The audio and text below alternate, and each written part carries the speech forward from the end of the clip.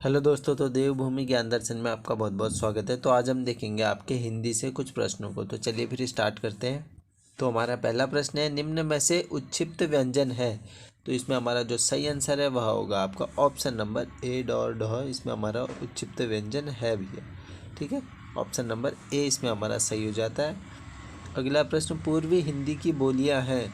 तो पूर्वी हिंदी की जो आपकी बोलियां हैं वह है आपकी अवधी, बघेली और छत्तीसगढ़ी। यानी इसमें हमारा ऑप्शन नंबर ए बिल्कुल ही सही है। अगला प्रश्न, निम्नलिखित में से शुद्ध शब्द है। तो शुद्ध शब्द है हमारा अधिशासी, ऐसे लिखा जाता है अधिशासी। यानी इसमें हमारा ऑप्शन नंबर ए बिल्कुल ही सही हो जाता है। अब बढ़ते हैं आगे की ओर। अगला प्रश्न है, विपात्र के लेखक हैं। विपात्र एक आपका उपन्यास है जो कि है आपका मुक्तिबोध जी का। इसमें हमारा सही आंसर होगा गजानन माधव मुक्तिबोध जी। ऑप्शन नंबर डी इसमें हमारा सही है। आगे की ओर बढ़ते हैं। निम्नलिखित में से सन्मति का संधि विच्छेद है। तो सन्मति जो है आपका ये व्यंजन संधि का उदाहरण है भैया। ठीक है, व्यंजन संधि का उदाहरण है और इसका जो सही आंसर होगा वह होगा आपका सतमति। ठीक है, यानी ऐसे लिखा जाएगा, सन्मति का होता है आपका सत प्लस मति। यानी इसमें हमारा ऑप्शन नंबर सही होगा आपका ऑप्शन नंबर डी सही है। ऑप्शन नंबर डी इसमें हमारा सही है। आगे की ओर अगला प्रश्न है, निम्न में से उत्पत्ति की दृष्टि से सौभाग्य शब्द है। सौभाग्य जो शब्द होगा वह आपका शुद्ध शब्द है। आप सभी को पता है शुद्ध यानी संस्कृत का शब्द है, यानी यह कहलाएगा आपका तत्सम शब्द। ठीक है, तत्सम शब्द आपका ये कहलाएगा। और अगर मैं बात करूं, आप सौभाग्यवती भाव कह देते हो, ठीक है ना, तो ये आपका एक संस्कृत का शब्द है। वैसे अगर मैं बात करूं इसको आप तद्भव रूप में बनाना चाहोगे तो सुहाग कह सकते हो। ठीक है, आगे की ओर बढ़ते हैं। हमारा अगला प्रश्न है, स्पर्श संघर्षी व्यंजन है। तो भैया स्पर्श संघर्षी व्यंजन होते हैं जो आपका पूरा चौ वर्ग है वो पूरा स्पर्श संघर्षी में आ जाता है, जैसे चौ, छ, जौ, झ, यो। ठीक है, ये सभी आपके क्या है, स्पर्श संघर्षी व्यंजन हो गए। ठीक है, यानी इसमें हमारा जो ऑप्शन नंबर सही होना चाहिए था वह होना चाहिए था option number D. Option number D इसमें हमारा सही है। अब बढ़ते हैं फिर आगे की ओर। अगला प्रश्न है, आचार्य हजारी प्रसाद द्विवेदी जी को साहित्य अकादमी पुरस्कार किस रचना के लिए दिया? इन्हें यह मिलता है 1973 में। इनकी रचना थी आपकी आलोक पर्व के लिए।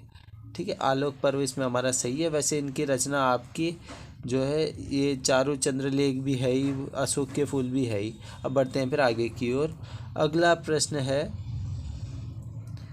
कि परिचर्या शब्द का पर्यायवाची है। परिचर्या शब्द का पर्यायवाची है। तो परिचर्या का होता है आपका देखो सेवा होता है, देखभाल होता है, देखभाल होता है, आराधना कह सकते हो। यानी ऑप्शन नंबर डी इसमें हमारा सही हो जाता है, ऑप्शन नंबर डी। आगे की ओर बढ़ते हैं। अगला प्रश्न है, हस्ताक्षर शब्द है। तो हस्ताक्षर शब्द है भैया आपका एक बहुवचन। ठीक है, बहुवचन शब्द है आपका हस्ताक्षर, यानी ऑप्शन नंबर बी सही है। आगे की ओर, निम्न में से कौन सी गद्य रचना महादेवी वर्मा द्वारा लिखित नहीं है? नहीं है बोला गया था, अभी मैंने आपको बताया जो अशोक के फूल है, चारु चंद्र लेख है, अशोक पर्व है, ये किनकी रचना है? ये हजारी प्रसाद द्विवेदी जी की है। तो अशोक के फूल आपको दिख गया तो हजारी प्रसाद द्विवेदी जी आपने सही आंसर लगा लिया। अब बढ़ते हैं फिर आगे की ओर। अगला प्रश्न है, रूढ़ शब्द ऐसे शब्दों को कहते हैं। रूढ़ शब्द क्या होते हैं भैया? जिनका कोई सार्थक खंड नहीं होता है। यानी इसमें हमारा सही होगा देखो, जो दूसरे शब्दों के जोड़ से नहीं बनते हैं। ऑप्शन नंबर डी सही है। यथेष्ट शब्द में संधि है। तो यथेष्ट में आपकी जो संधि है वह पूछी गई है। यथेष्ट को अगर आप तोड़ते हो तो क्या होता है? यथा प्लस ईष्ट होता है। ठीक है, यथा प्लस ईष्ट होता है, इसी को हम कह देते हैं यथेष्ट। ये आपका गुण संधि का उदाहरण हो गया। ठीक है, यानी ऑप्शन नंबर ए इसमें हमारा सही है। आगे की ओर अगला प्रश्न है, निम्न में से ऊष्म व्यंजन नहीं है। नहीं है पूछा गया है। ऊष्म व्यंजन होते क्या हैं भैया? ऊष्म व्यंजन, ठीक है, तो उसमें व्यंजन होते हैं आपके श, श, श और ह। ठीक है, चलो इसमें हमारा आपका दिख रहा है मौ अलग हो गया, यानी मौ इसमें हमारा सही आंसर हो गया। अगला प्रश्न है, सद्भावना का संधि विच्छेद क्या होगा?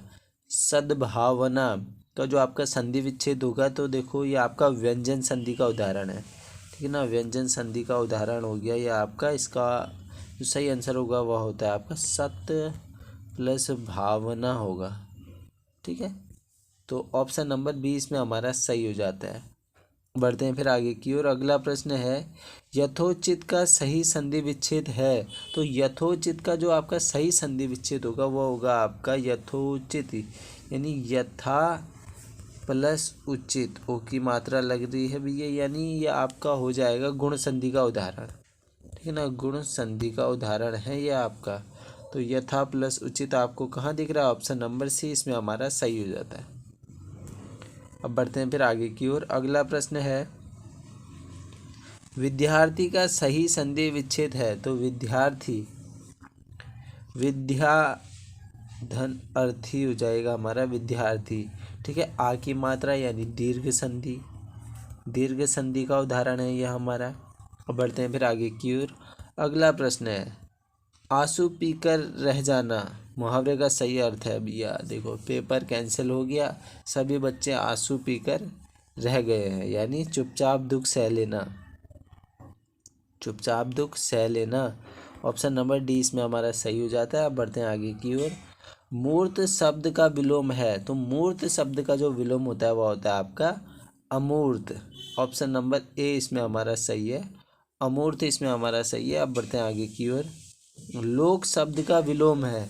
तो लोक शब्द का जो विलोम होता है वह होता है आपका अलोक हो जाएगा, ठीक है। ऑप्शन नंबर बी इसमें हमारा सही है। आगे की ओर अगला प्रश्न है वक्ता शब्द का विलोम होगा। तो वक्ता का जो विलोम होगा वो आप सभी को पता है श्रोता हो जाएगा। ऑप्शन नंबर सी इसमें हमारा सही है। बढ़ते हैं आगे की ओर। अगला प्रश्न है निम्नलिखित में से कौन सा शब्द कुशल का पर्यायवाची नहीं है। कुशल का तो देखो दक्ष होगा, अक्ष नहीं है, निपुण होगा, प्रवीण होगा। तो अक्ष किसका है भैया? आप कहते नहीं हो पृथ्वी अपने अक्ष पे घूमती है, यानी आप इसको धुरी भी कह सकते हो, ठीक है। इसका पर्यायवाची धुरी हो जाएगा, रेखा हो जाएगा, या अक्षांश हो जाएगा, ठीक है। चलो फिर अब बढ़ते हैं आगे की ओर। अगला प्रश्न है रात में विचरण करने वाले प्राणी को आप क्या कहोगे? रात में विचरण करने वाले प्राणी को हम कहेंगे निशाचर। आपने घर में भी कई बार ताने सुने होंगे, जब आप ऐसी खाली रात में जग के मोबाइल चला रहे होती हो तो घर वाले ऐसे ही बोल देते हैं अरे निशाचर है क्या। चलो आगे की ओर बढ़ते हैं। इनमें से कौन सा शब्द गुस्से का समानार्थी नहीं है? गुस्से का समानार्थी नहीं है तो इसमें हमारा सही हो जाएगा आपका अपकर्ष, अपकर्ष, यानी ऑप्शन नंबर सी इसमें हमारा सही है। अब बढ़ते हैं आगे की ओर। अगला प्रश्न है कव्वाली शब्द में कौन सा लिंग है? तो इसमें जो हमारा सही आंसर होगा वह होगा आपका ऑप्शन नंबर बी स्त्रीलिंग। तो आशा करता हूँ इस वीडियो से आपको थोड़ा बहुत ज्ञान मिला होगा। अगर थोड़ा भी ज्ञान मिला है तो वीडियो को लाइक कर देना। आप करते हैं वीडियो को यहीं पर समाप्त। चलिए धन्यवाद।